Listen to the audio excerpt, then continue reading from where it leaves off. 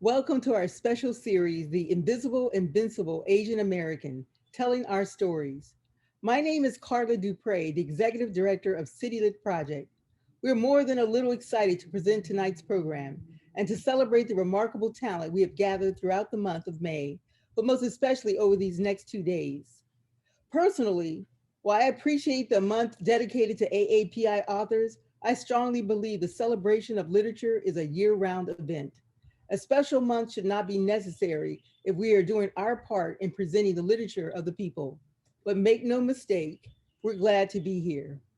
At a time when we are experiencing turmoil in Israel and rising death, rising deaths in India, and the rise of violence against Asian Americans in this country, we are most appreciative that we can gather beneath this virtual roof and talk about words and books and how we do literature.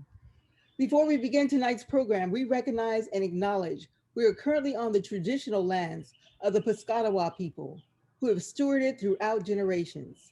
To make this a more meaningful practice, if you live in this region, we respectfully ask you to consider learning more about the Piscataway Conoy tribe, the people where the rivers blend. Every community owes its existence and vitality to generations from around the world who contributed their energy to making the history that led to this moment. Join us in honoring and acknowledging the original inhabitants of the land we are on, as well as the enslaved people who built the country and structures that make up our modern North American landscape. We pay respects to the elders, past and present. We'd like to thank all of our sponsors tonight, along with the individuals who have given of their hard earned dollars to sustain us through this extraordinary time. We also want to thank our event bookseller, Greedy Reads, whose link we'll post in the chat throughout the evening, as we encourage you to purchase the books of our featured guest artists. And we'd like a special shout out to tonight's ASL interpreter, Sarah Wong. I'm also happy to announce CityLit has been recently awarded an NEA grant for our CityLit Festival. We couldn't be more proud to garner this national recognition for the work we continue to do. That said, thank you for being with us tonight once again. On behalf of CityLit, I can also say we are especially excited by the work of the curators for this special event. CityLit's Aditya, Desai, and our CityLit friend Jung Young have assembled two incredible panels of authors. Tonight we feature Reimagining Our Histories, moderated by Aditya, who is a South Asian American writer and professor.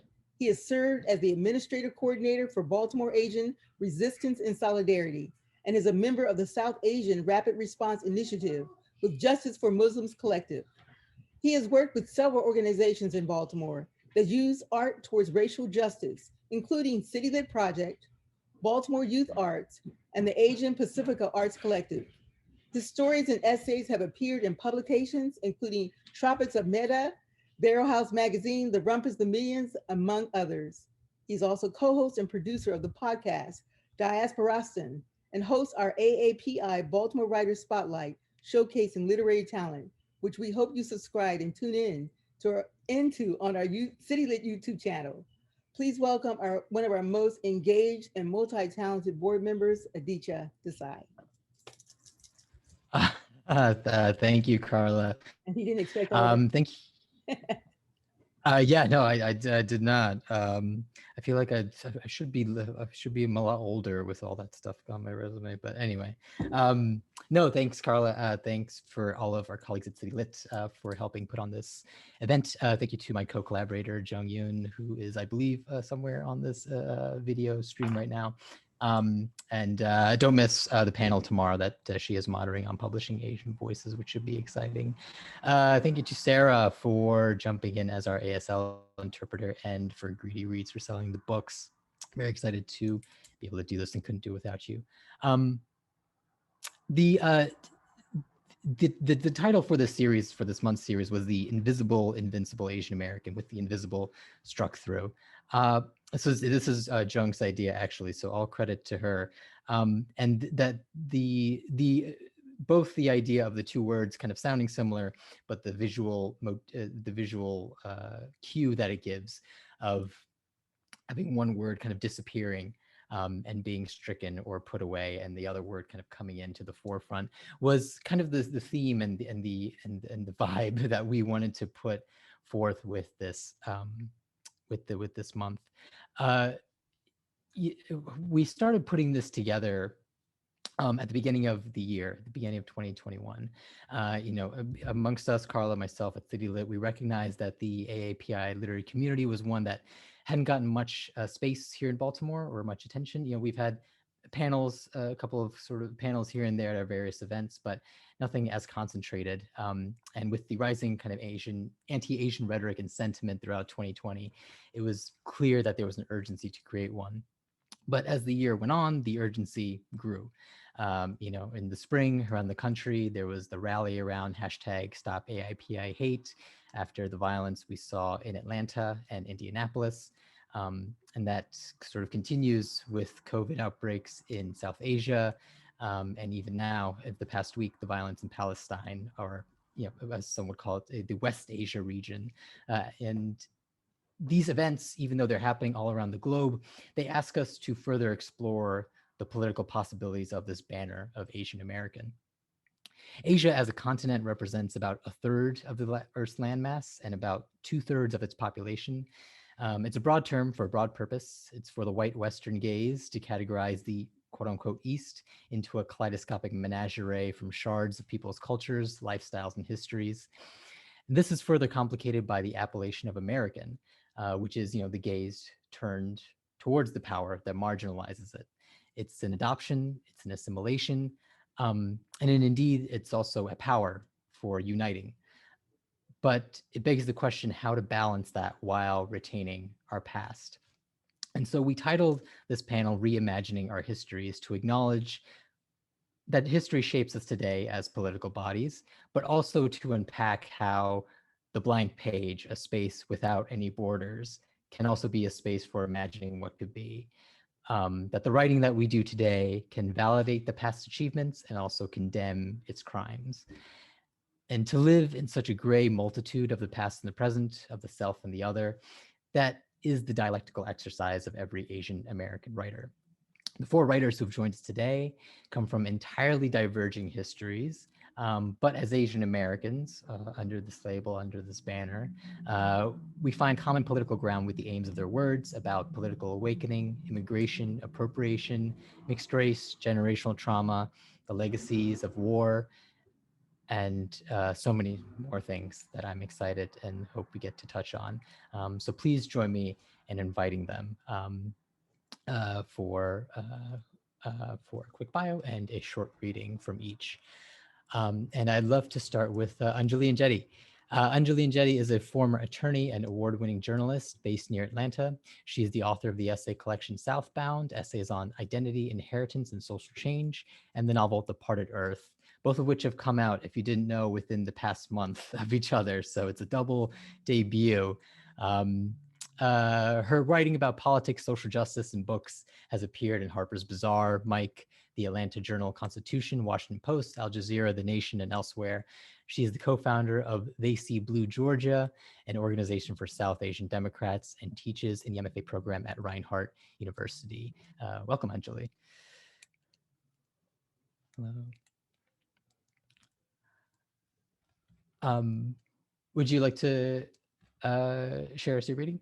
Yes, I will happily do that. Sorry, Aditya, I wasn't sure if you were reading all the bios first or not. Hi, everybody. Thank you so much for coming. It's such an immense honor for me to be here, especially with these writers whose work I cherish so much. I'm going to be reading briefly from Southbound, which is my essay collection that was published last month by the University of Georgia Press. I'm going to read from this essay called In Memory of Vincent Chin, an Elegy in 19 Acts. In 1982, two white laid-off auto workers named Ronald Evans and Michael Nitz murdered Vincent Chin in a McDonald's parking lot in Detroit, Michigan, with a baseball bat. At this time in the US, anti-Asian hate was prominent due to the fact that, among other things, white people felt threatened that the Japanese auto industry was going to start building factories on US soil. And so I was 8 years old when Vincent Chin was killed, and I was actually living in a neighborhood full of auto workers 12 miles from where he was murdered and only 15 miles from his family home. And so this essay is written in a series of vignettes, and I'm going to read a few of the vignettes for you. And some are from my perspective as an 8-year-old, when for the first time I'm trying to understand what race is, what racism is, and what Asian American identity is. 1. Prologue. It is the early 1980s. A fundraising event in Southfield, Michigan, the city of my birth, a suburb just north of Detroit. For $1, participants get a turn at hitting a bright yellow 1978 Toyota Corolla with a sledgehammer. A man in an unbuttoned blazer, a wide mustache above his lip, takes aim at the hood. Force equals mass times acceleration. The hammer crashes down, metal against metal, another upswing high above his head, another blow again and again, easily several dollars worth. The skeleton of the vehicle puckers and buckles and flattens. Cheers erupt. Another man in a white button-down shirt and a dark tie swings at the passenger side door. Others gleefully take turns pummeling the car. It's all in good fun, or at least that's what the news reporter claims. But a rage is brewing across the nation, especially in the Midwest. It is directed at Japan, a country on the verge of opening its first automobile manufacturing plant on US soil in Maryville, Ohio. It is directed at Japanese people, who American auto workers believe are stealing their jobs, their livelihood. This scene, this bludgeoning of a Japanese car, will repeat itself elsewhere. This anti-Japanese sentiment sows the seed for a brutal killing. This is Act 5, a little bit later in the essay. It's called Cognition. Our living room's dark brown carpet serves as the perfect canvas for my Legos. Bold bricks of red and green and yellow and blue. The television blares. Here, after the killing of Vincent Chin, I hear the word Oriental for the first time during news broadcasts. This is where, for the first time, I learn about injustice. My thought process is this. Vincent Chin was Chinese. Chinese people are from the continent of Asia. Vincent made his life and died in the lower right-hand part of the Michigan Mitten, where we also now live. My thought process is this. My daddy immigrated from India, a country in Asia, in 1971. He did research at Harper University Hospital in downtown Detroit. The day Lily Chin, Vincent's mother, decided to remove her only son from life support, Daddy was at work just a few miles away. My thought process is this. If Ronald Ebbins and his stepson Michael Nitz don't care that Vincent is not actually Japanese, they probably won't care that my Indian dad is not Japanese either. They also won't care about me. In my young mind, I am negotiating racial proximity to whiteness, which means safety. I remember looking at the face and skin and eyes of my Asian friends at school and comparing them to my own. Who is safe? Who is not safe? 5 years later, in 1987, the same year the documentary Who Killed Vincent Chin debuts, I receive an answer. A hate group known as Dot Busters aims to rid northern New Jersey of Asian Indians. They pummel the skull of Dr. Kushal Sharan with a baseball bat, causing him lasting brain injury. A few days later, the Dot Busters bludgeon Navroz Modi with bricks in Jersey City, killing him. When classmates begin inquiring about whether I wear a dot or a bindi on my forehead, I initially assume the questions are innocent, that they don't know about the crimes some 800 miles away in New Jersey. But then one boy tells me that he uses the dots for target practice. Chinese are Japanese cars, Indians are targets. Their bodies echo the sounds of hammers and bricks and bats. And one more short vignette. This is Act 10, Parenting.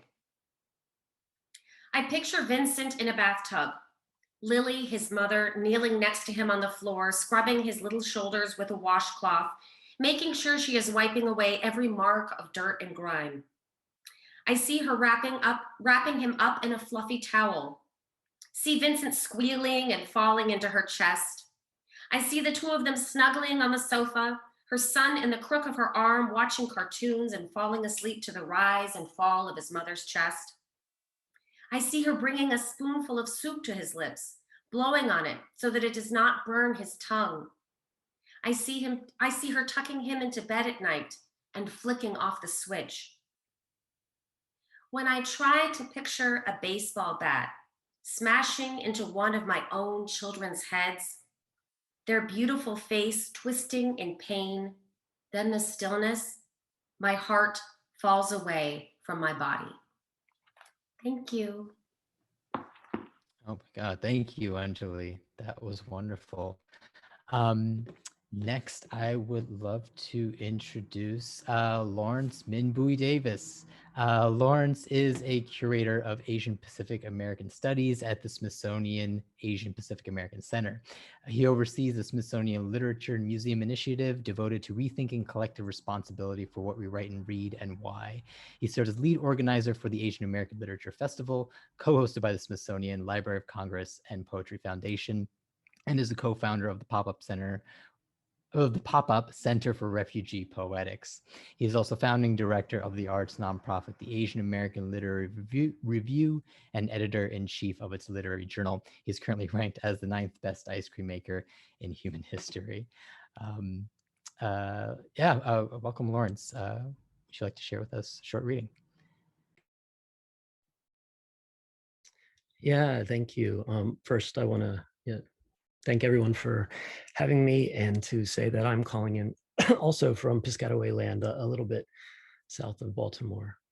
I'm going to read an essay that I wrote just a few years ago. I was invited to write it for a sort of forum for the Georgia Review called The Citizenship Question. So the citizenship question, Tuesday, 29 October 2019, from Auckland, Aotearoa, New Zealand. I write from the Siebel Viaduct Hotel, a short walk from Silo Park, along the windy northern coast of Auckland, Aotearoa, New Zealand. I can hear you making small holes in the silence. This is from the poem Rain by the Maori poet Hone Tufara. A day earlier, I sat outdoors on a beanbag listening to Rob Tufara read the poetry of his father, the great Hone Tufara.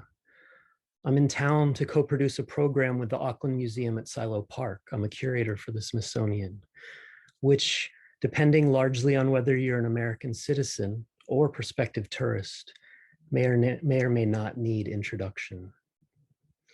The Smithsonian Institution is the world's largest museum education and research complex, with 19 museums, the National Zoo, and 9 research facilities. I write in the early mornings before the program. It's early afternoon, the day before, across the world in the US. I sleep as my children play. I work as they sleep. Silo Park, I've come to understand, was once underwater, later partially submerged, maybe used like some of the surrounding area for mussel farming. Much later came the silos set along the water's edge, the city of Auckland built with concrete poured from ships through the silos, carried out to become its cold flesh, its streets and buildings. Hone Tufara was the first widely celebrated Maori poet and Aotearoa, New Zealand's second Te Mata Poet Laureate. He became known as the People's Poet. Author of 14 volumes of poetry, he received the Robert Burns Fellowship and honorary doctorates from the University of Auckland and University of Otago. His poem Rain, which I sampled above, was voted Aotearoa, New Zealand's favorite poem of any poem worldwide, ever, by a wide margin. The United States Exploring Expedition of 1838, led by Charles Wilkes throughout Asia, the Pacific, and the western coast of the Americas, gathered 40 tons of specimens and artifacts that later became the foundation of the Smithsonian's collections. So the citizenship question, We arrive at Americanness. James Baldwin famously taught us in the discovery of what it means to be an American by leaving and looking back while also looking inward. My passport reads US citizen. My passport photo and shortened name, Lawrence Davis, together suggest white male landowner, what historically and still symbolically constitutes American citizen for many of us.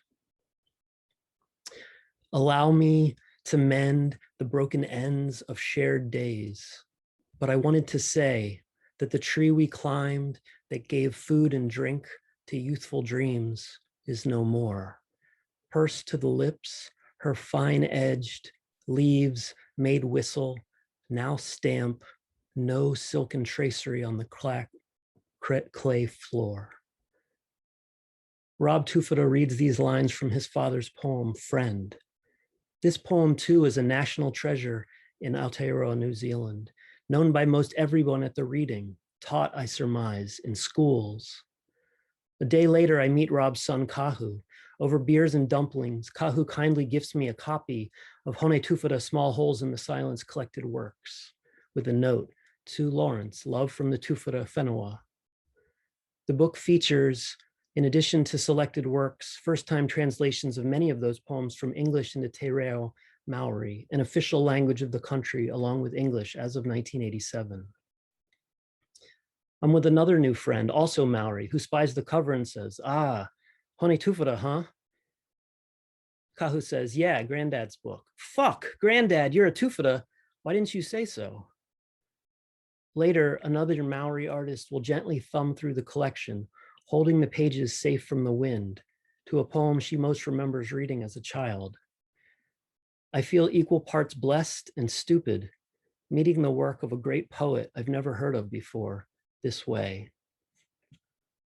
Rob accompanies the poem he reads almost abashedly with a social history that paints the world from which his father's poetry emerged, and into which is a fantasy, I hope, still being fabulated. Anyone else want to read? Asked Rob between poems.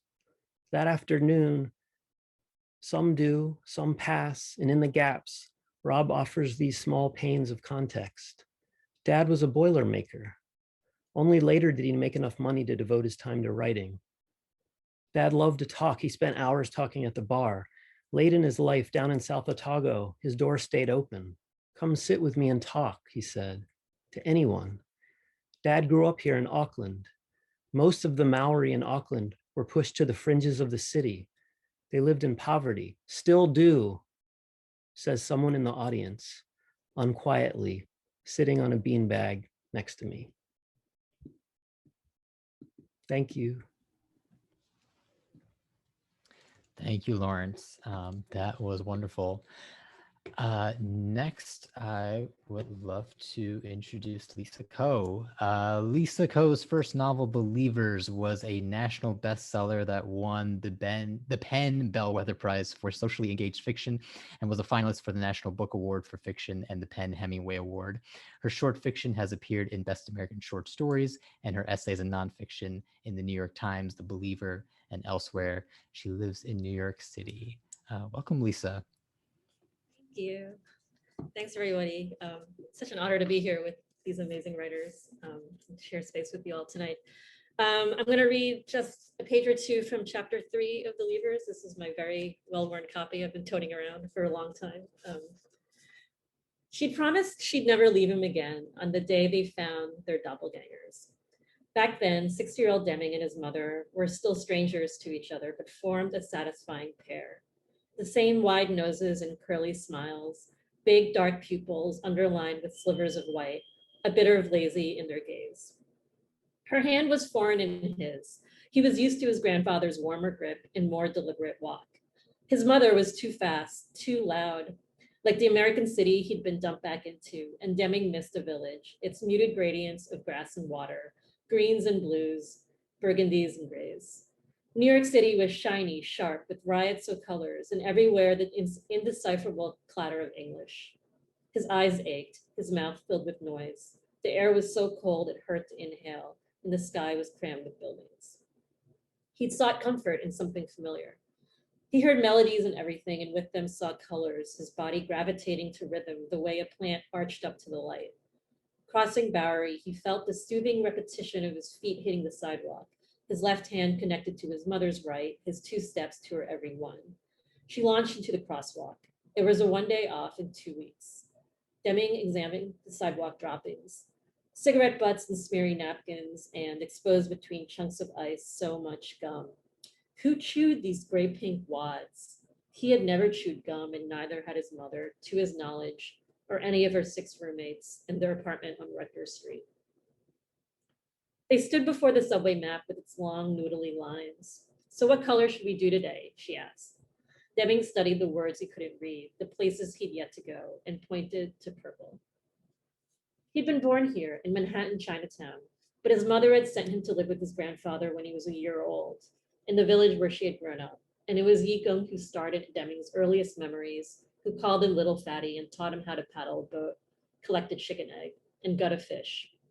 There were other children like him in Minjiang, American-born, cared for by grandparents, with parents they only knew from the telephone. I'll send for you, the voice would say, but why would he want to go live with the voice, leave what he knew for a person he didn't remember? Each morning he awoke to Yikung sweeping the front of their house, Yikung's wheezing, silver smoke rings dissolving skyward, until the morning Yikung didn't wake up, and then Deming was on a plane next to an uncle he would never see again. And a woman was hugging him in an apartment full of bunk beds, her face only familiar because it resembled his. He wanted to go home, and she told him the bunk bed was home. He didn't want to listen, but she was all he had. That was 2 weeks ago. Now he sat in a classroom every day at a school on Henry Street, not understanding anything his teacher said, while his mother sewed shirts at a factory. They had traveled to Queens, and when they emerged from the subway, the buildings were lower and the streets wider, but the crowds and languages were similar. And despite the cold air, Deming could smell familiar aromas of vegetables and fish. It was a frigid, hard bite of a winter afternoon. Stopping at a corner, she introduced a new game. There could be a mama and Deming who live here too, another version of us. Like a best friend, but better, like a brother, a cleaved self. They chose the building this mama and Deming would live in, a short one with a flat front like theirs, and watch mothers and children walk along the sidewalk until they found a boy Deming's age and a woman his mother's height.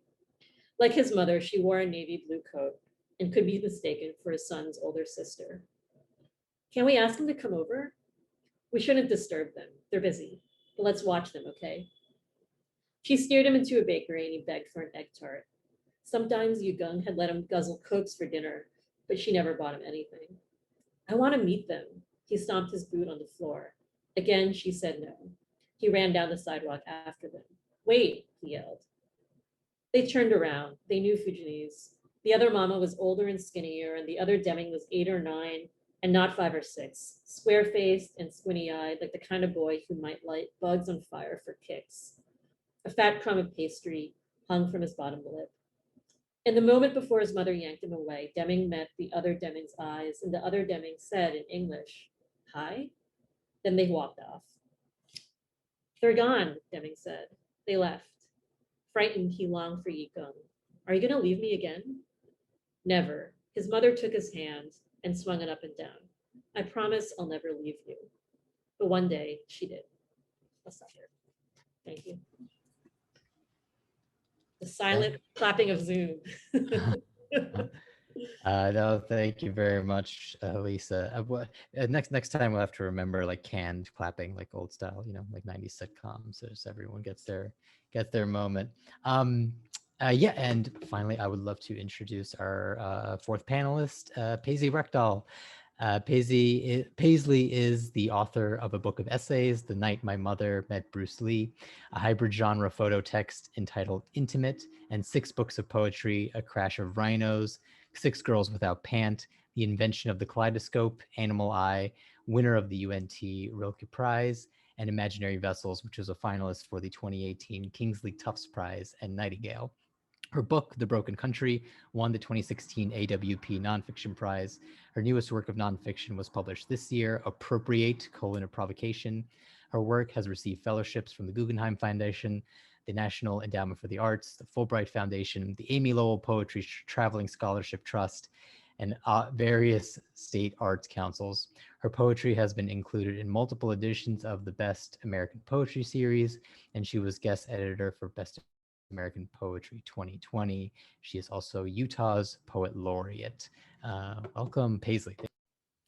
Thank you, and thank you all. Those are wonderful readings. I'm honored to be here. So I'm going to speak kind of quickly because I'm not going to do a reading so much as to sort of show you how to look at a video poem that I created. So I'm Utah's Poet Laureate, and the 150th anniversary of the Transcontinental came around in 2019, and I was commissioned to write a poem to celebrate it. My name and my appearance would probably not suggest I'm Asian American to anyone. I'm half Chinese. And this actually is probably to my benefit. I'm sort of one of those secret Asians.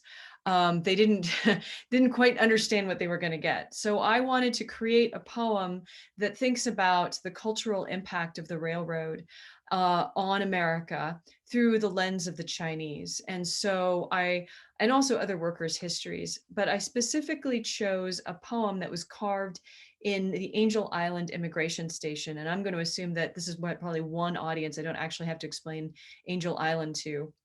But basically, this was a poem that elegizes a detainee in the station that committed suicide. You take this Chinese poem, and each Chinese character becomes a poem that examines the cultural impact of the railroad.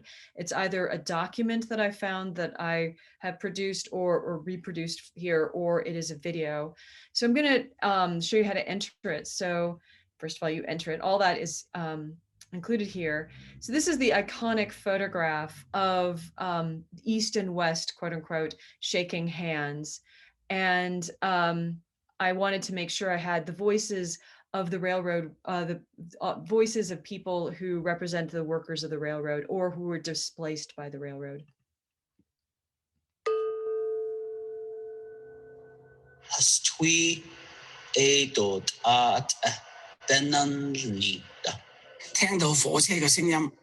Δεν είμαστε επιβάτες στο τρένο εμείς. 汽笛が聞こえてくる。それは私たちの重荷となり、今までの計り知れない人々の汗、涙、苦難を乗せて。This is the sound of a train. Αυτός είναι ο ήχος ενός τρένου. We do not ride on the railroad. The railroad rides on us.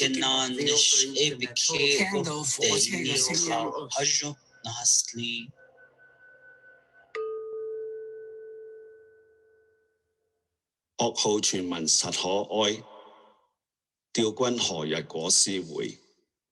無能冥目憑誰訴？有失應知悔此來。千古含愁千古恨，思鄉空對望鄉台。未酬壯志迷壤土，知以雄心死不悔。So this is the poem, and as I said, each character becomes a video. So I'm going to play a couple of videos, and then I'm going to read one of the documents that's also a poem in there, and then I'll show you the actual translation at the end. So you can either move forward character by character, or you can just sort of leap around as you will. Obviously the title becomes the translation of the character, but then the poem itself translates this idea of that character. Sorrowful news. Sorrowful news, sings the telegram, and Lincoln's body slides from D.C. to Springfield, his infant son, Willie, boxed beside him. Buffalo, Cleveland, Painesville, Ashtabula, 2 coffins, 1,700 miles, 14 days on 14 railroads. One day, a great line will unite us, the president promised. Father and son displayed capital after capital, Louisville, New Albany, Baltimore, Chicago. The black trains beach upon a tide of roses. Can you believe still in the promise of this union? I saw, General Dodge wrote, a little Negro drop on his knees and offer prayers. While above, the dark news thrums on wires, gone, gone, gone, gone, across poles tall as the ones from which the president ordered 38 Sioux to be hung. Let me see. This is, I think, yeah.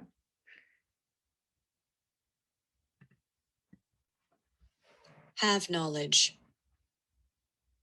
Immigration questionnaire given to Chinese claiming to be former US residents or for Chinese entering the country during the Chinese Exclusion Act. Have you ridden in a streetcar? Can you describe the taste of bread? Where are the Joss houses located in the city?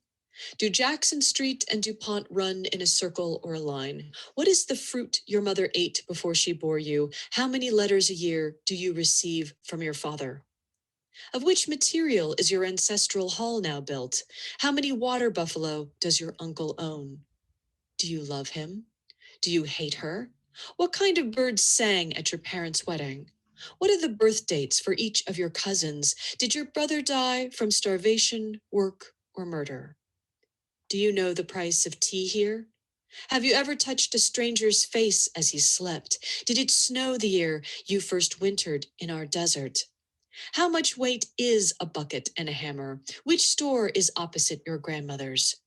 Did you sleep with that man for money? Did you sleep with that man for love? Name the color and number of all your mother's dresses, now your village's rivers. What diseases of the heart do you carry? What country do you see when you think of your children? Does your sister ever write?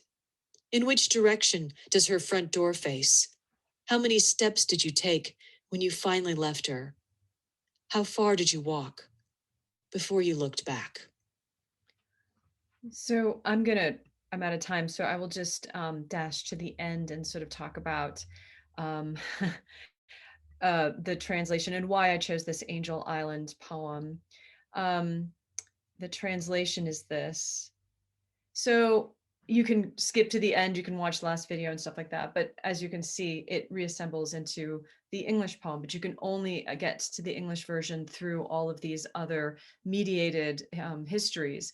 I talk about African-American, Irish-American histories. I talk about everything from immigration and race riots, cholera, prostitution, mass murder, time zones. I talk about environmental degradation and destruction. I talk about all the ways that the railroad impacted us, but I also wanted to start with this Chinese poem because during the Transcontinental's building, of course, so many people wanted Chinese in because they were cheap labor. But as soon as the Transcontinental was completed, 13 years after, the Chinese Exclusion Act is enacted. And that was something that personally affected my family. And that act stayed in effect from 1888 to 1943. So I really wanted to think about this as a paired event. You can't talk about the Transcontinental without also talking about Chinese exclusion. So I'll stop there. Thank you, Paisley, and thank you, everyone. Yeah, please applause all around. I want to take a moment and just kind of recognize the breadth of the work that everyone shared, both in terms of the time. You know, we started off with Anjali's piece, which was relatively recently, you know, maybe a couple decades ago, all the way to ending up more than a century and a half ago, if my math is right, you know, and kind of everything in the middle. And as everyone was sharing their work, I was just kind of making notes, and there were themes that kind of cropped up, right? Colonialism, citizenship, lineage, parents, language, xenophobia. And these things, you know, I think could apply to all of your works to some degree, right? They're all kind of present in all of them. And I say that to say that all of these histories that we all have are so widely divergent and hit on so many different aspects and so many different very complicated issues that we could, you know, maybe spend the rest of the month of May unpacking. But the thing that brings us all together is this term of Asian American that for many different reasons is the way that we are categorized, and we've kind of come together to create community. So I wanted to start off our discussion by asking you all your thoughts on this term. What is Asian American? How do you define it to yourself? And especially, what does it mean for you right now in this current time?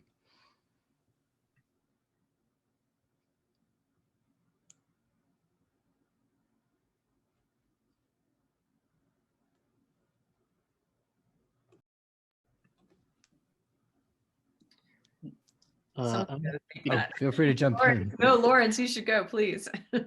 Oh, I was doing it out of like not wanting it to be uncomfortably silent too long. If you got something, I can go first, or I don't have something. I was going to hopefully push somebody into it because honestly, I'm still working it out myself. But yeah, please.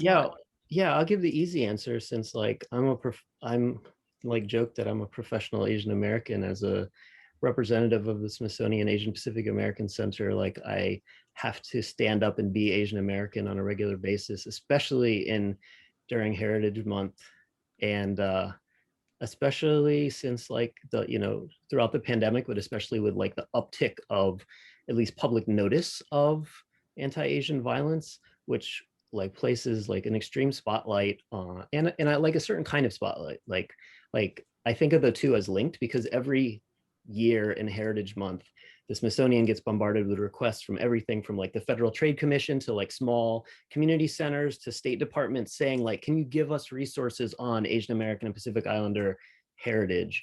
And like that kind of begs the question and the kind of evolution of what it means, not on just on an individual level, but on a collective level, what Asian Americanness is. And, I think, I think what Paisley mentioned is like this like continual figuring out is something we're all doing. And I think it's something that like, if we think of like Anjali's piece, like back in the like Vincent Chin era was like brought this moment of having to figure out what Asian Americanness is and like the possibilities of political organizing in that moment, again, in the face of like dire anti-Asian violence. So it's like always a moment in question. And I think it's this particular moment. And I was really glad that our brave moderator brought up like where we are positioned in relation to Palestine right now, because I think that's been a vexed question for Asian Americans for a really long time. Do we think about Palestine as something that we weigh in on? Do we think of West Asia and Central Asia as part of like the Asian American project? Plenty of like Asian American bodies have like been happy to be silent about the question of Palestine for a really long time, even as I do want to say that like the Association for Asian American Studies was like the first academic association to endorse BDS. But like that's a running question. And then like if you ask the Smithsonian historically, Palestine has not been considered part of like Asian Americans are X, Y, and Z, and that doesn't include Palestinians or people of Palestinian descent. And I think the answer is one that has to be more expansive, and it has to be one that's not coming from a governmental body, but from the communities and the people on the ground who are thinking about if Asian American is always a political project and thinking about liberation, is that we are taking it upon ourselves to decide for ourselves, to figure out self-determination, but think about it in a way that is based on solidarity and coalition building, and always in the face of historical, as Paisley's wonderful project reminds us, in the face of historical erasure and white supremacy. One of the things that really strikes me from your comment, Lawrence, and then going back to Anjali's first piece as well, when I was doing research for West, there's obviously ways in which Asian Americans define and imagine themselves, and that becomes broader and more politically diffuse and difficult and complex in all of these ways. But in some respects, what has defined Asian Americans to people outside of it has also been really fascinating to me. And labor has been at the heart of that. And so going back to Vincent Chin and the murder, the mistaken Asian body that stands in for a figure of labor. And one of the things that comes up over and over in the research is that if there's something that Asian Americans really do share historically, and is the ways in which their bodies have been imagined as kind of automatons, parts of a machinery of capitalism that have been incredibly useful to essentially replace slavery. And so there's a very deep connection, especially if you study the 19th century, between the legacy of slavery and what happens to Asian Americans afterwards, which is that in the absence of this, what they saw as this great labor system, which was slavery, can you get something that replicates it without actually duplicating all of its social effects? And Asian Americans, a variety of them were sort of slotted into that. You can talk about that with Pacific Islanders, you can talk about that with Chinese Americans, also Japanese Americans as well. And it becomes a really fascinating way in which an entire whole groups and communities of people are still tied to slavery and have this long running conversation, and that their bodies are always figured in around the usefulness around labor. So that's all I'll say there. These are such great answers. I will answer this, Aditya, from the perspective of an Asian American organizer. I organize, I'm an electoral organizer, so when elections come around, and actually even when they don't, I'm part of a large, wonderful coalition of Asian Americans in Georgia that get out the vote in the Asian American community, whether that's registering voters or simply understanding the barriers, the myriad barriers that they face getting to the polls. And so when I think of Asian American, I think of it as an incredibly useful political tool to build political power, which is how it was initially envisioned when Emma Gee and Yuji Ichioka coined the term in the 1960s, right? It's extremely helpful for me to sort of to organize in a community that is extremely diverse from so many different walks of life, and yet oftentimes feel very unseen and marginalized in very similar ways. And so this term is about getting people who historically feel very invisibilized by the political process in the United States, helping them become empowered by the process, and figuring out what we can do to help them exercise their power. And so, I stand on the shoulders of all the Asian American organizers that came before me. And we are building coalitions with all the Black organizers that began doing this work long before we did, and are constantly building community with a multiracial, multi-ethnic, multilingual, multi-faith group to make sure that Asian Americans are heard and seen and are able to exercise their voice in the form of a vote and weigh in on their governments, which, as you know, in many states, this is getting even harder and harder to do. Yeah. Oh, go ahead, Lisa. Yeah.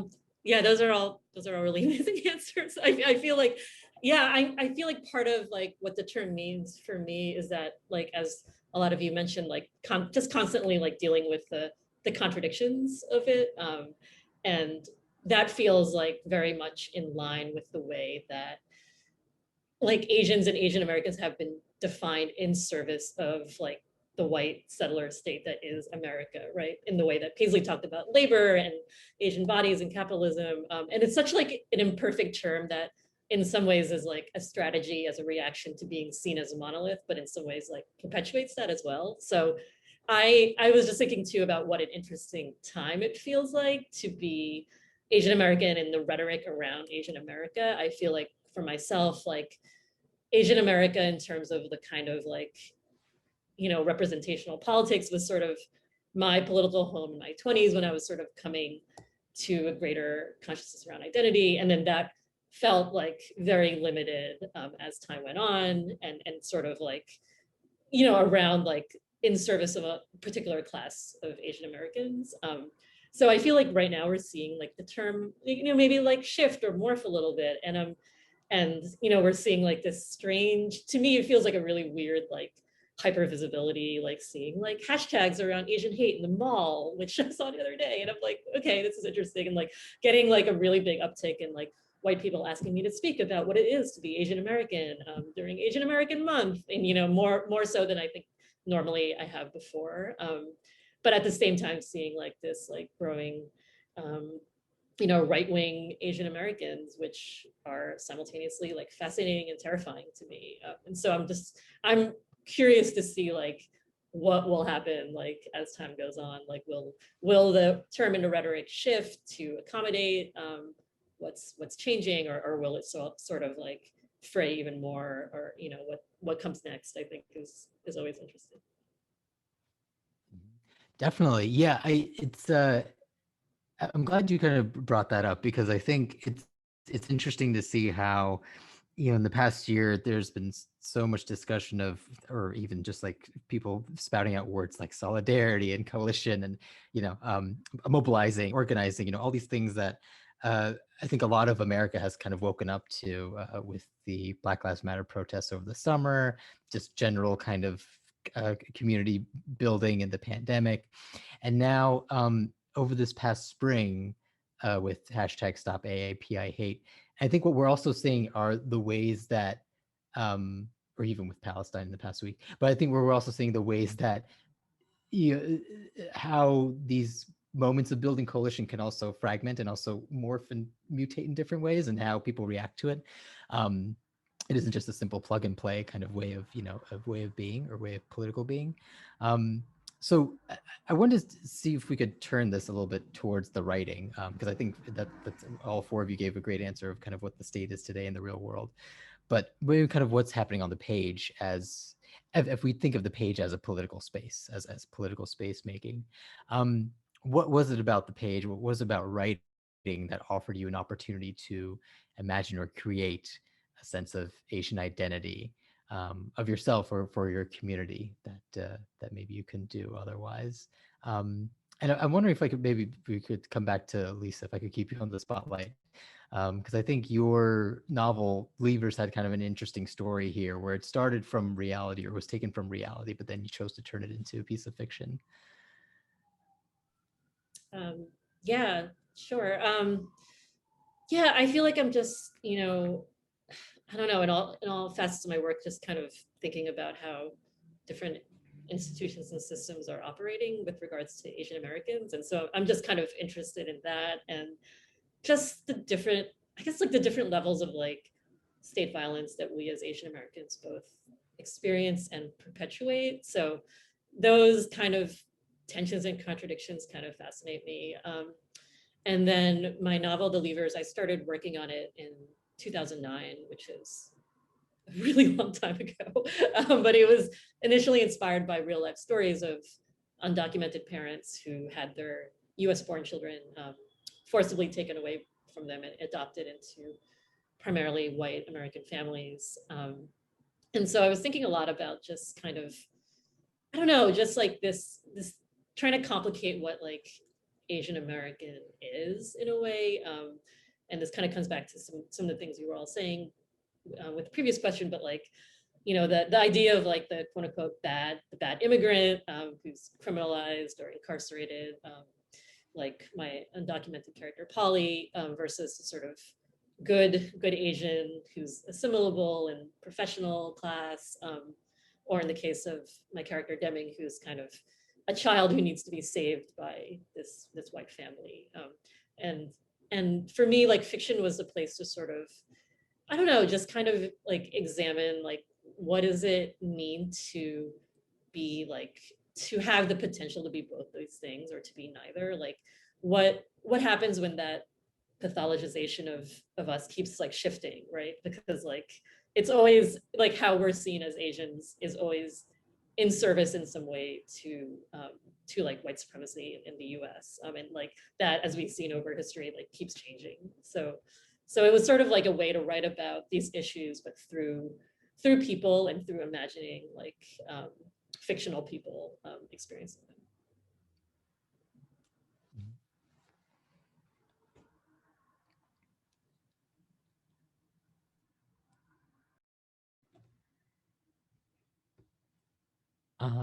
Well, here, actually, could I throw it over to Anjali in that case? Because I think we heard a little bit about your work and your book of essays, but you also have your novel that came out as well. So do you want to tell us a little bit about kind of how that is also a way of political placemaking for you? Absolutely. So my novel is called The Parted Earth. It takes place over 70 years, beginning with the 1947 partition in India. And there are two main characters. They are estranged grandmother and granddaughter, one who is 16 years old and living in the partition, and the other one who's living basically in the present day in 2016. But what I really, what I really wanted to get across in that book, and what was so both fascinating and what haunted me so much, which caused me to write about this partition, which not many people know about, is sort of lost Asian history. And what if we don't know the stories of our ancestors? And the character in the present day, Sean, she's half Indian, like I am, and her father abandons her when she's very young and then dies when she's very young. And so she loses her entire Indian heritage and grows into an adult without knowing any other Indian family members and with no understanding that her grandmother Deepa lived through this incredibly traumatic time when the British quit India and then divided the subcontinent into two countries, a Hindu majority country and a Muslim majority country, which then essentially became at war with one another. So I part of this stemmed from, growing up in the United States. I was born and raised here, and I learned virtually no Asian history in elementary school, middle school, high school, college, and became obsessed with reading about partition right after college. I decided I was going to read everything that I could about the partition, and I did for the next 15 years without any intention of writing about it. I just simply feel like, when you are growing up Asian in the diaspora, if you are in a predominantly colonizing country, you are sort of robbed from really any context of who you are and where you come from. And in the novel, and even in Southbound, I'm trying to still figure that out, because I didn't get any of that history aside from, immediate family members. I did not know, I was raised in a colonizer's mindset with the colonizer's history, as many of us are. I'm a Gen Xer. I'm hoping that that has gotten maybe a little bit better, but my kids are Gen Z, and there's still so little we are learning about Asians around the world, let alone Asian Americans in the US. So I think my writing is very much based in trying to learn our history. As I'm writing about our histories, I'm actually just trying to educate myself about our histories and how much I still don't know at this point in time.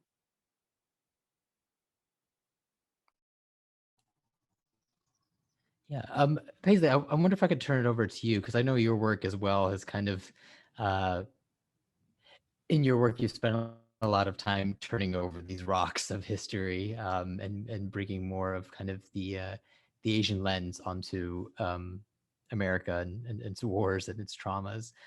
Is there something that you've kind of found as well as in terms of how Asian American history is taught, or how people have interacted with it or engaged with it? Can you speak a little bit to that? Yeah, I mean, it's interesting because to a certain extent, I spent a fair amount of time actually almost by accident writing about Asian American history, largely because I think, like what was just said by the other two panelists, I mean, I just feel that I was not taught a lot about these different histories in general, but in my case, they touch upon my family in certain ways. So all on my Chinese side, all of the men fought in the military, and that included Vietnam. And, what was very interesting was to think about, when I lived in Vietnam briefly, to think about what it would be to be a Chinese American man fighting in Vietnam, and what that kind of what that kind of experience would be like, but then also to think obviously about the question. I mean, where I live in Utah, obviously, no surprise, it's a pretty white state. But it was also sparked by that whole book, The Broken Country, was sparked by a young Vietnamese American man who had a psychotic break and was stabbing specifically white men in this parking lot of a grocery store near my house and screaming about the Vietnam War. And I was really, I heard about this story. He stabbed one of the students in our English department. So it made me start asking a bunch of questions, which is obviously like, when does a war begin and end? Obviously, asks certain questions about trauma and transgenerational trauma, and also different types of complicity. I was thinking about how the wartime stories in my own family touched upon, in some respect, this as well. And obviously for this part, this Portrait West, or this digital poem West, there's actually a physical book that I've created that also has a sort of interwoven essay in notes that thinks about the relationship between the Chinese Exclusion Act and my family, and then also being mixed race and somebody who, I think this has been a very bizarre time for me because I'm somebody who is absolutely protected from any sort of anti-Asian hate. And at the same time, I'm very afraid for my mother, who's already expressed, being very afraid about going to certain places, even in Seattle. Friends of mine who are Asian American have had awful experiences and things like that. But so I feel like a very invisible person. I'm somebody who's maybe a witness to history. And I guess if I could sort of think about myself as a writer, maybe that's the multiracial position, is it's put me in the position of perpetual witness, because I can recognize and I can see from a variety of sides. And sometimes those sides make me feel very, very uncomfortable. And writing allows for that kind of ambiguity and that kind of complexity. And the digital, as opposed to the textual, also allows for a kind of choice.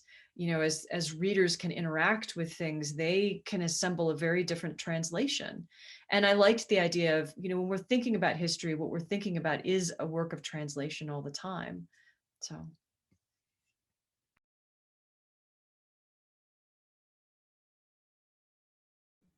Sorry, I didn't realize I was muted.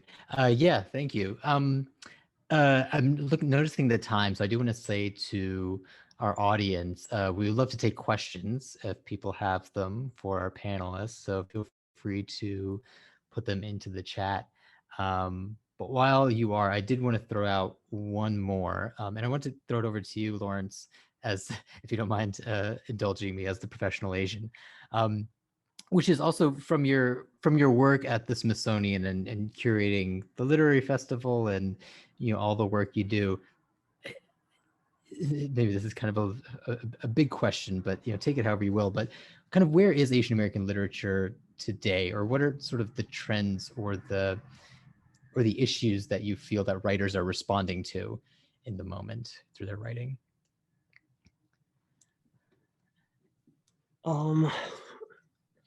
Well, I mean, I think we're at a place, I guess I have a couple of ways of thinking about this question. And on the one hand, I feel like there's not a great answer to this question, but one thing that comes to mind is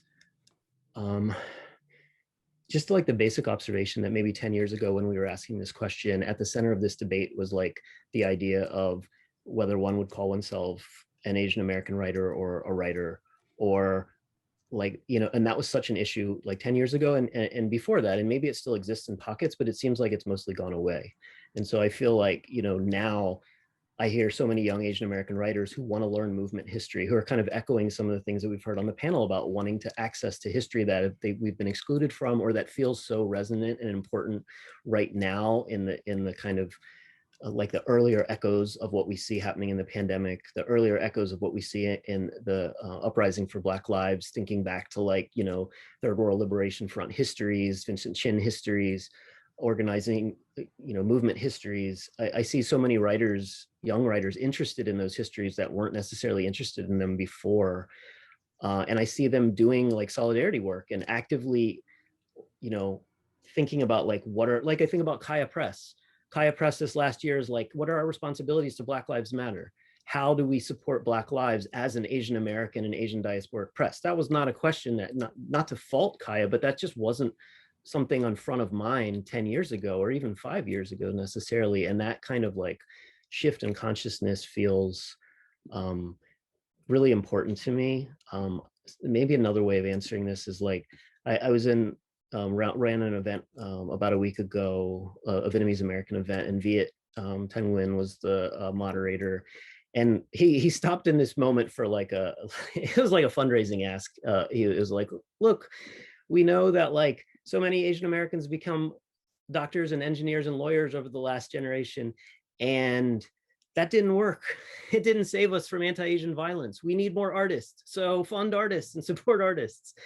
And like, that was like a quick like way of expressing a larger thought that like so much of the decolonial work, as we think of that work, has to exist in arts work and in writing. And I feel like more and more writers are embracing that responsibility these days. And that feels like an important sea change in Asian American writing, which is also a return to its origins, or a return to how closely Asian American writing was always linked to Asian American activism in the, the moments that we cited of the late 60s already, and in the 70s, and in the rise of Asian American studies. And that over time, as Asian Americanness has institutionalized in all different kinds of ways, there's been a growing gap. But now we're cycling back to a realization, like it's not even a realization, it's like a unavoidable reality that as we are being attacked and brutalized in the streets, that we can't help but think about our political positions as Asian Americans, and that includes the writers and artists, especially among us, as thinking about what their responsibilities are and what writing does in the face of violence. I don't know if that answers your question. It says nothing about the Smithsonian or my work at the Smithsonian or no, that was well said. Thank you very much. Yeah, no, it was a big and wide question, but I think you met it very astutely.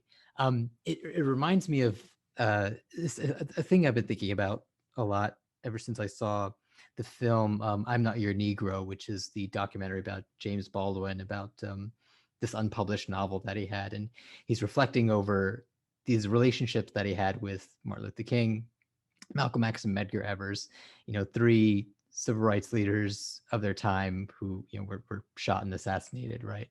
And there's a point in the film, and he sort of reflects on how he himself, being a writer, being considered one of the great Black public figures of his day, social voices, intellectuals of his day, how he made a conscious choice to not be involved with the activism and the organizing part of it. About he wasn't there at all the marches, he wasn't there at all the meetings, he wasn't, he felt his job was to write and to witness and to record for the future. There's a Greek quote of it which is escaping, but there's a moment in the film where he puts it a little bit better than I just did. But anyway, that's something I think a lot about, and I think you're also speaking to that, of how a lot of writers today, Asian or from any other background, are thinking of how they're using their writing as a kind of a reclamation project as well, for their community, and how to bring it around. So yeah, no, thank you. We have a few questions in the chat. So let me read them out one by one. Hopefully we'll get to all of them. Wembo says, for those whose parents immigrated to the US, how do you reconcile their histories / traumas with your current life? For example, I feel like my parents tend to quote, look past unquote acts of violence / racism against Asians because it wasn't as bad as it was in their home countries, and they see my life in the US as incredibly cushy and privileged. How do you, if you do, approach this in your writing or creative work? So my situation isn't exactly the same, but there's certainly a parallel here, Wenbo. I have an essay in my essay collection called Treatment, which takes place in the early 1980s in Chattanooga, Tennessee, during the height of the AIDS epidemic. My father was treating AIDS patients in a very white evangelical Christian community at a time when there was horrific bigotry against the LGBTQIA community. And he was recognizing that kind of bigotry while completely downplaying my and my brother's racism that we were enduring, which was fairly significant in the early 1980s in southeastern Tennessee.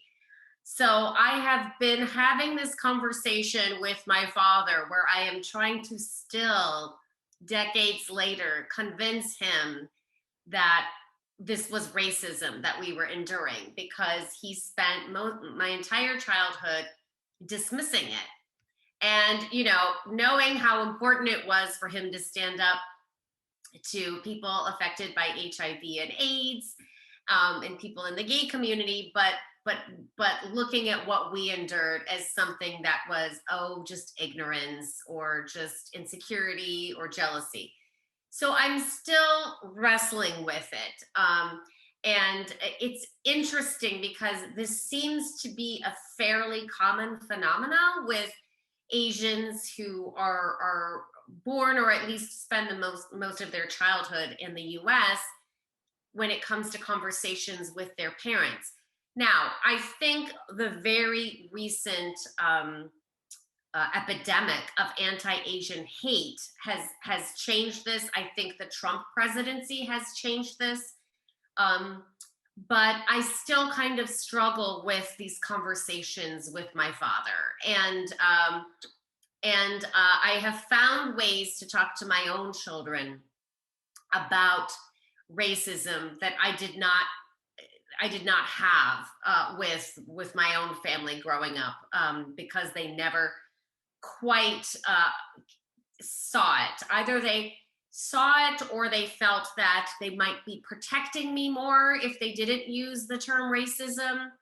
I'm still trying to figure that out, but it is something that I struggle with, and thankfully I have an Asian community that I can really talk to very honestly about racism.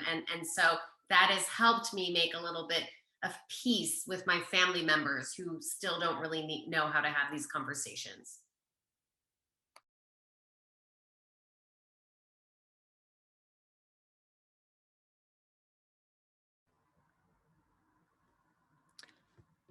Anyone else want to respond to that?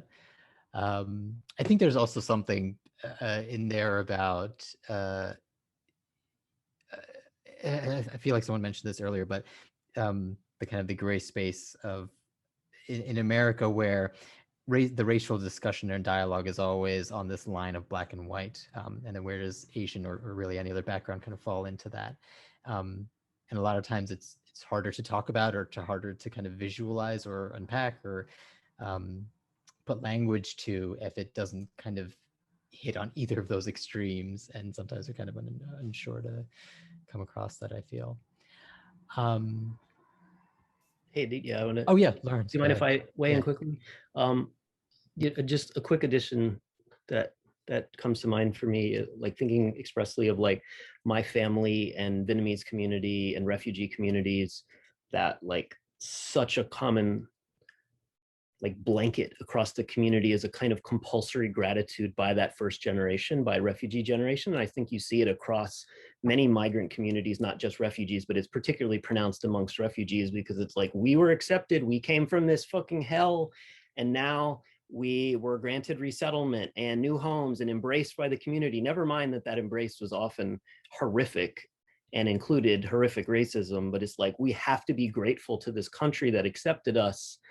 And I think that's part of like the assimilatory magic of the US and its mythology, that it always takes this first generation and asks them to buy in ways that trickle to their children, that don't want to see that their dismissal of racism is a kind of asking them to perform racism, that it is asking them to be white aspirational, to deny the existence of the devil of white supremacy, and to become white supremacists in some fashion themselves. And that means gaslighting their children just in the ways that they themselves are gaslighted, just in the way that all of our communities of color are constantly gaslighted by, congressmen recently saying, we don't have structural racism in this country. Oh, fuck you, of course we fucking do.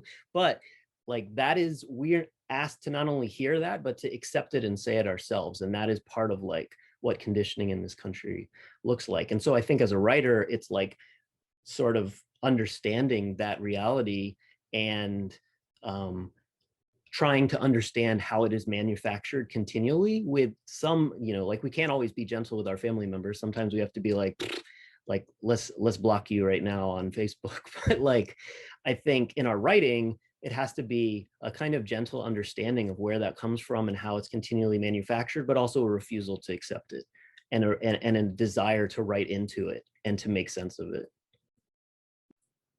Yeah, I just listening to both of you, I realized like in some ways, I think that tension with my parents and their experiences around that. My parents are Chinese immigrants from the Philippines who came over in the 60s, partially because of 1965 Immigration Act, but partially because of like rising martial law in the Philippines. So there's like so much complicated like US colonization / militarization going on. But on the other hand, like I think denying the racism of America was in a way my parents' way of like not betraying their own decisions in their lives. And so it was so heartbreaking for them to have to admit that those decisions were flawed in some, or that the US was flawed in some ways beyond the mythology. And so I feel like what you were just saying, Lawrence, like that kind of gaslighting was like worked out for me as a young person in my writing, because that was the way that I was able to like speak and be heard. I feel like I wasn't able to do that in my family or like in my community. And that's sort of questioning America and the mythology of it was sort of something that has kept me writing in a lot of ways. Wonderful, thank you. I'm going to move on to the next question. Sejal is asking, hi Sejal. Sejal is asking, how are you absorbing or responding to the current moment in your writing? Or is that even possible? Is it possible to articulate when in the midst of writing / making art? So actually, I'll just jump in here. One of the things is that I think it was by accident, to a certain extent, that I was able to write towards this moment a little bit. And it was simply because I was finishing up West, the poem, and then also the essays. And normally it takes me a really, really long time to process things like this. But in fact, I was able to find a language to do it largely by mining the language of the 19th century. I have a poem. It's called Sad. That's the translation. And it was initially about sort of the kind of mirror impeachment of Andrew Johnson, who was the president during the time that the Transcontinental was first starting to be built, and Donald Trump. They actually have almost, Johnson sounded better than Trump, but it was the exact same language. It was unbelievably uncanny. And so I created a contrapuntal poem where it's just Johnson's language and then Trump's language, and the racist language that they both use that clearly fuel racism, violent racist acts, insurrection, all sorts of things that are going on in the country at two different points of time. And in a really weird way, it was both cathartic to go back to this kind of language, to process it, to work with that kind of language, to work with that kind of imagery. And it was a weirdly hopeful thing. And I can't believe I'm saying that, but there was something about looking at that period of time in the 19th century, when the Transcontinental was being built. They went through a massive cholera epidemic. They went through a massive depression, financial depression caused by the railroad. They went through Jim Crow and just horrific racial violence, anti-Asian exclusion. And I don't want to sound like I'm minimizing what's going on now. I'm not. But it was hopeful for me to sort of say, the country went through that. We are going through it again. We're spiraling back through this language. And to a certain extent, it's extremely depressing, because why are we back here? But I can also see some of the very significant differences from the 19th century to now as well, certain social and political responses. In some ways they're worse because of the ways that false information has now been taken on by so many people. But in some ways they're much better in the sense that massive public outcry has united more people, which was not possible in the 19th century. The Chinese were not going to ally themselves with the Irish, were not going to ally themselves with the African-American community, and on down. People wanted to see themselves as very different. So there's something weirdly hopeful about going back in time, working with that kind of language, spending time thinking about these causes that keep spiraling through, but offer also the possibility of, if not massive, at least incremental change for the better. I mean, and that was the only kind of way I could refract what's happening right now to myself.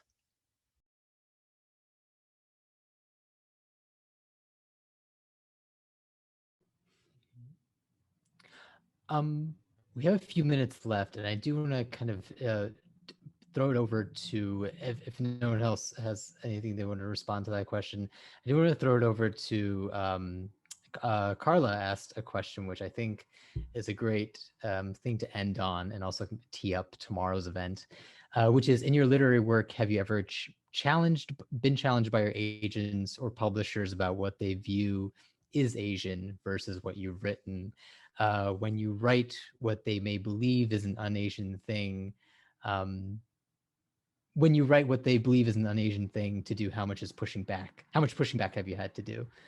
And she's also asking this from her own point of view as a Black writer trying to write a Black narrative in her work. Yeah, is this something you've all encountered or had discussions on or conversations on?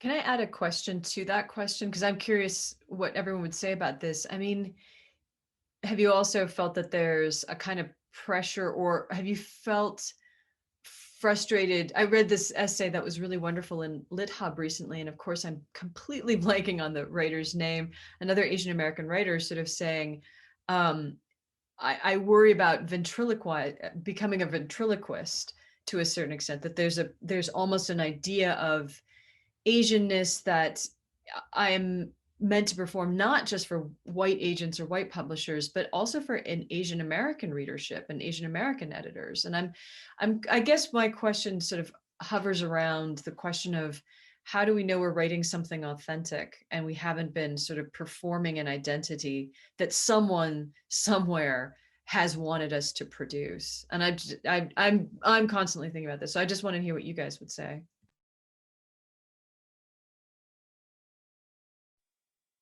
I told a friend recently that I will have to spend the rest of my life trying to decolonize myself, because I was so saturated in whiteness growing up that performing whiteness was my primary identity for so long, right? At least certainly through childhood. And it wasn't until my early 20s that I really reflected on the fact that I was performing whiteness. So how do we write authentically? I'm still trying to ask that question. I published my books with 2 very small presses, and I tried getting agents for many years, had a couple at one point, but sold these books unagented. And one of the main types of rejections I got related to the fact that they couldn't necessarily picture an Asian in the story I was telling. And, sometimes it was explicitly, this book isn't like the other books coming out of India, so I think I'll have trouble selling it. But other times it was sort of that ambiguous rejection that I think people of all races get. But after a point, I felt like it was also directed towards being Asian, which was, I can't connect to your voice. And so I was lucky that I ended up with small presses who didn't try to manipulate anything about the story or the characters or my voice to change how it sounded. But I'm also very conscious and aware of the fact that I am not immune to performing whiteness in my writing. I'm simply, had I grown up in a heavily Asian community, Had I not been raised by a white passing mother, I think I might have a different sort of evolution. But mine has been a very rushed sort of, 20 years ago, 25 years ago, I was like, holy crap, my whole identity is upholding white supremacy. I need to start undoing this. And I'm still on that path to undoing it. I had wonderful Asian authenticity editors really scrutinize and take apart my work, both my nonfiction book and my novel. We went around and around about things. I mean, I needed outside people to help me know that I was telling an authentic story, because I was too saturated for too long in whiteness to completely come out of that on my own. And it's still something that I am working toward every day, not just as a writer, but just as a human being.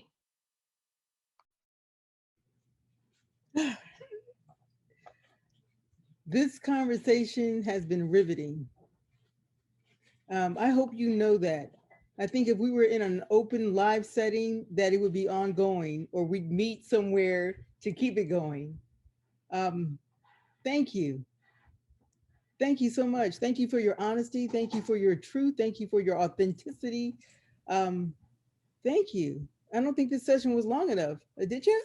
It was not.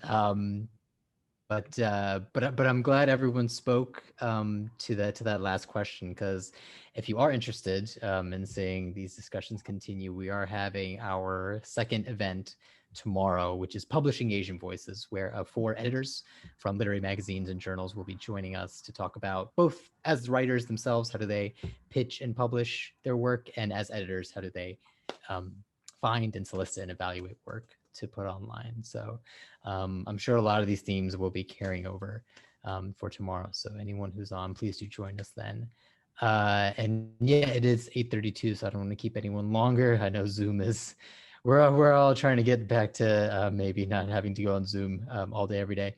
But until then, thank you for joining us, from myself, from Jung, from Carla, and everyone at CityLit Project. Thank you for Sarah, our ASL interpreter, for keeping going.